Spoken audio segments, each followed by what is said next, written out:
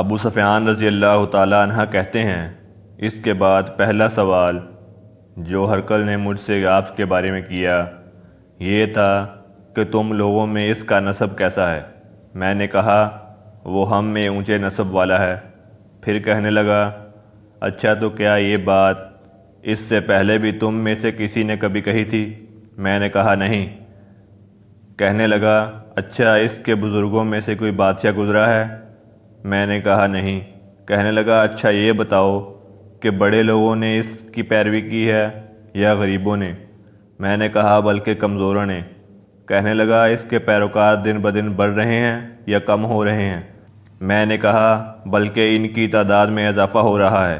کہنے لگا کیا اس کے دین میں داخل ہونے کے بعد کوئی شخص اس دین سے برگشتہ ہو کر مرتد بھی ہو جاتا ہے؟ میں نے کہا نہیں۔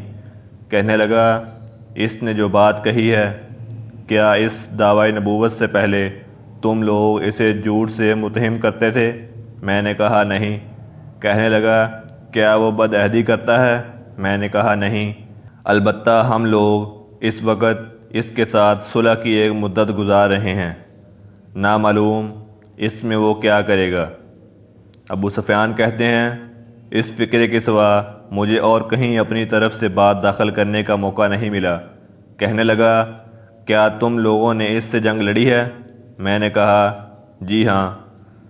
اس نے کہا پھر تمہاری اور اس کی جنگ کیسی رہی؟ میں نے کہا جنگ ہم دونوں کے درمیان برابر کی چوٹ ہے، کبھی وہ ہمیں زخم پہنچا لیتا ہے اور کبھی ہم اسے نقصان سے دوچار کر دیتے ہیں۔ کہنے لگا وہ تمہیں کن باتوں کا حکم دیتا ہے؟